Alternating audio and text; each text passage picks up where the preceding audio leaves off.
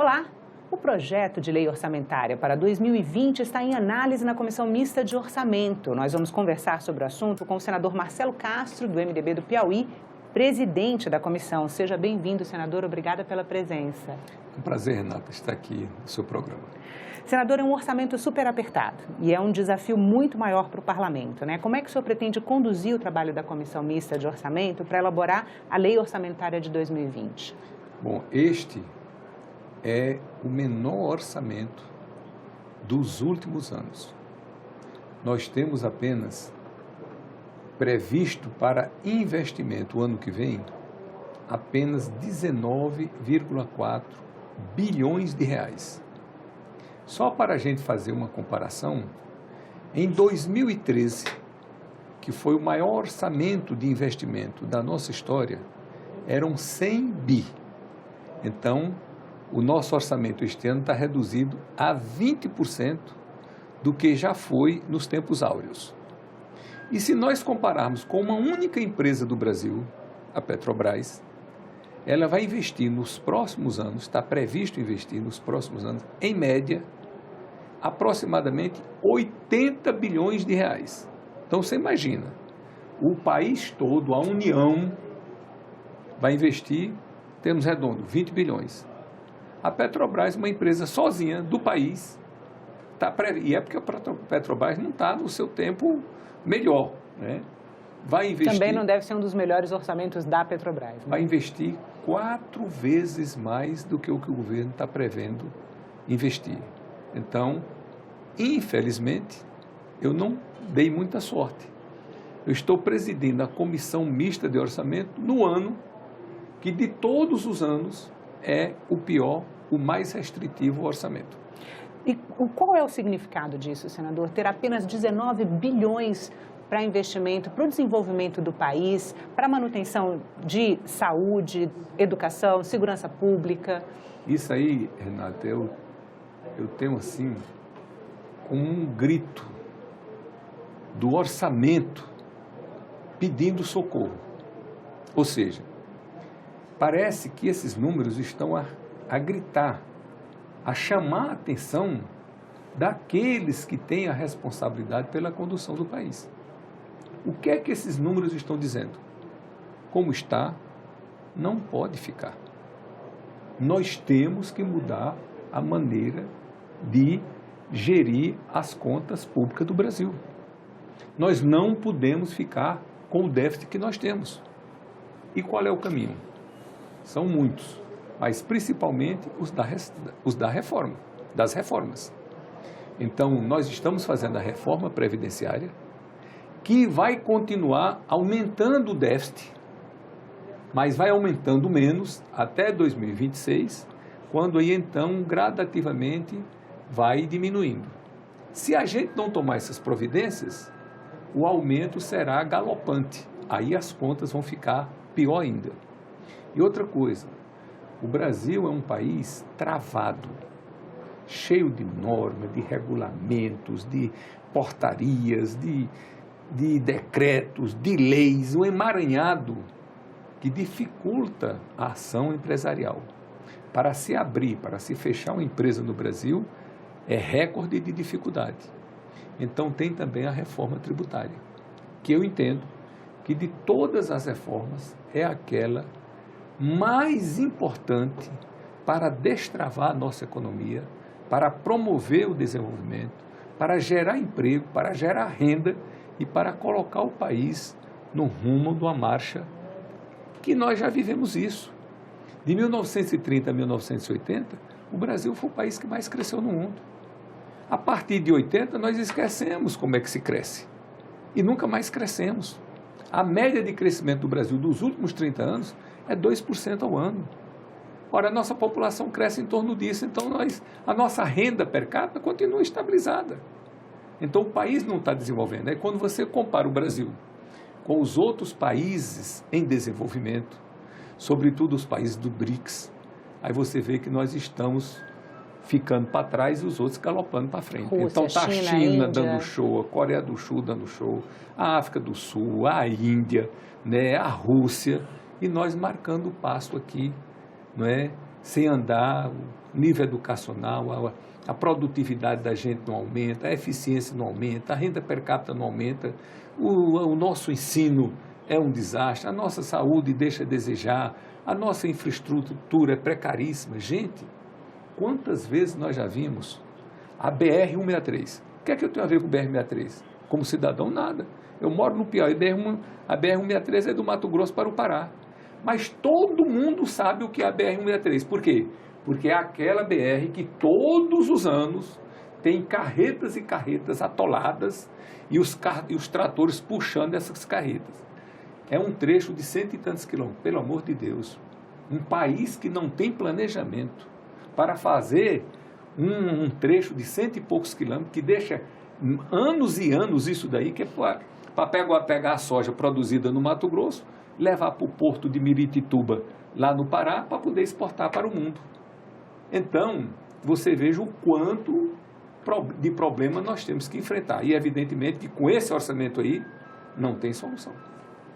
Senador, o senhor falou da reforma tributária, né? A reforma tributária é um consenso sobre a necessidade dela. Ela precisa ser feita, né? Há mais de 20 anos que o parlamento se debruça sobre conceitos e propostas para mudança no sistema tributário no país. Não há consenso entre o governo federal e o estado, entre o parlamento e o governo federal, entre até um estado e outro estado da federação também, né? O que faz o senhor imaginar que agora é possível que a gente consiga destravar uma reforma tributária? Sinceramente, a necessidade. E até assim, nós chegamos a um ponto tão crítico que não é possível que as pessoas não se toquem. Não é possível que as pessoas não estejam dispostas a dar a sua parcela de sacrifício. Quando eu digo as pessoas, os estados, né, as instituições. Nós somos obrigados a fazer essa reforma porque isso é vergonhoso. Quando você pega os índices educacionais do Brasil, os índices de investimento, os portos, os aeroportos, você vai à China, você vai, pelo amor de Deus, você fica com vergonha, você chega em Xangai, na China, está lá os prédios mais altos do mundo, mais lindos do mundo, a torre de televisão, as coisas mais encantadoras, o guia vira para você e diz, olha, há 20 anos aqui não tinha nada, era um campo de arroz. O Brasil, onde é que o Brasil está crescendo? Está entendendo? Você vai aos aeroportos mais fantásticos, via férrea para todo lado, trem-bala, e nós aqui ainda atrasados. Então, precisamos fazer as reformas, destravar o país, levar o país para o bom caminho, e é evidente que nós só fazemos isso com diálogo, com compreensão, com entendimento. Essa crise aguda que nós estamos vivendo, chegamos ao fundo do poço. Não dá para conviver um país como o Brasil investindo 20 bilhões de reais, que nem 20 são. Uma empresa do país, uma só, está prevista investir 4 vezes, e é porque a empresa não está com essa bola toda, não está nos seus tempos áureos, né? 4 vezes mais do que o país. Isso é constrangedor, isso é vergonhoso, que nós não podemos aceitar isso daí. Então, quem tem responsabilidade tem que agir com ela, com consequência, para o país voltar a crescer, gerar emprego, porque são muitos pais de família, muitas mães de família, sobretudo muitos jovens esperançosos que precisam e necessitam contribuir com o desenvolvimento do país, que estão em casa, que não têm emprego para trabalhar. Senador, voltando um pouquinho para o projeto que está lá. O projeto de lei orçamentária, que chegou no dia 29 de agosto, junto com o plano plurianual, ele vem mais uma vez com uma previsão de déficit fiscal elevado, né? São 124 bilhões para 2020, 68 para 2021, 31,6 para 2022. Vai precisar quebrar a regra de ouro de novo, senador? Vai precisar quebrar a regra de ouro. O país vai precisar se endividar para pagar despesas de custeio, mais uma vez. Nós tivemos déficit em 2014, déficit primário. Não estou falando em juros, nem amortizações da dívida, não. Isso aí está de fora. Se botar isso daí, é um escândalo. É só o que o país arrecada e o que o país gasta, está gastando mais do que o que está arrecadando. Então, nós tivemos déficit primário, que são as despesas menos a receita, em 2014, 2015, 2016, 2017, 2018, 2019, 2020, 2021, 2022. Até 2023 está previsto aí. Pelo amor de Deus, não pode. Se lembra os bons tempos do presidente Lula?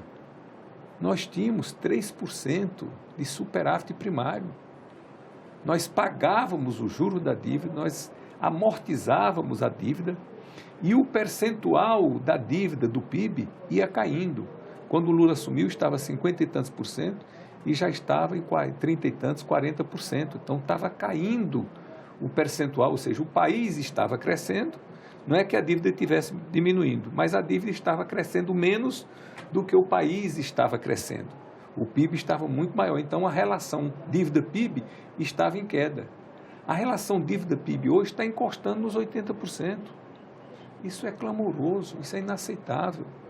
E evidentemente que todas as providências, eu que estou assumindo essa função importante de presidente da comissão, temos que ter essa compreensão para ajudar o país a sair desse buraco. E um dos caminhos é a reforma tributária.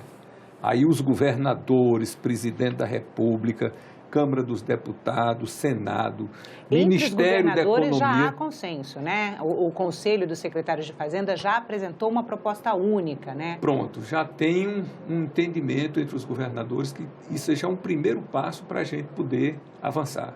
Agora estava discutindo a reintrodução do imposto da circulação...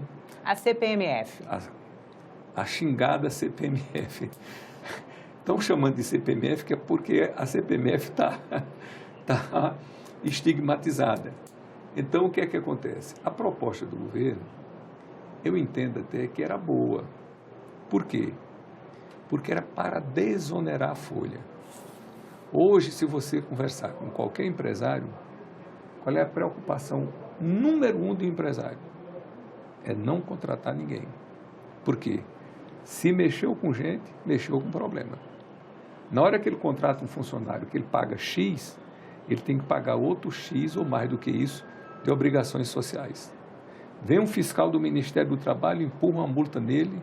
Então, quem tem uma máquina para trabalhar, bota a máquina. Então, é o mínimo possível. Por quê? Porque onera muito a folha, os empregados. Então, a proposta do governo era desonerar a folha. E aí a opinião pública estava entendendo, não sei com que interesse, a imprensa ajudou isso daí, que era mais um imposto. Não era mais um imposto. Era um imposto melhor em substituição a um imposto ruim. Porque o imposto que nós pagamos, que os empresários, eu não, que não sou empresário, mas que os empresários pagam na folha, é um imposto impeditivo do emprego. Qual é o maior problema hoje do Brasil que precisa ser resolvido? De emprego. As pessoas estão desempregadas, estão desesperançadas, tem uns que estão sem perspectivas. E nós precisamos empregar essas pessoas. Ora, o que é que o governo estava querendo fazer, eram estudos, era tirar a desoneração, desonerar a folha, tirar os impostos da folha e botar uma CPMF, que chegava a quanto? Até 0,4%. Sendo que quem pagasse descontava 0,2%, quem recebesse descontava 0,2%. Então, se eu fizesse uma transação aqui com você e eu lhe passasse R$1.000 da minha conta para a sua conta, na minha ia ser creditada R$1.002. Eu passei 1.000 para você, mais 0,2%, né, do imposto sobre transação financeira. E você, ao invés de receber R$1.000, você receberia 998. Eu pagaria 0,2 e você pagaria 0,2. Quer dizer, desconta no crédito e desconta no débito. Aí, não pode. Né? Os ricos não querem a CPMF. Não querem o imposto sobre a transação financeira. E dizem que eu não sou rico, não sei. Mas dizem porque eles não querem que se tome conhecimento da quantidade de dinheiro que eles têm e por onde é que circula o dinheiro. E é evidente que o imposto do cheque, imposto sobre transação financeira, ele é um chip que rastreia o dinheiro por onde ele anda. Senador, muito obrigada pela entrevista. A gente conversou com o senador Marcelo Castro, presidente da Comissão Mista de Orçamento, ele é do MDB do Piauí. A gente conversou sobre a lei orçamentária para 2020 e um tanto também sobre a reforma tributária. Se você quiser rever este programa, assistir a outros da TV Senado, vai no nosso site, senado.leg.br/TV ou ao canal da TV Senado no YouTube. E se você quiser fazer uma crítica ou sugestão, liga para a gente. O telefone é 0800 61 22 11 e a ligação é gratuita. Obrigada pela atenção e até a próxima.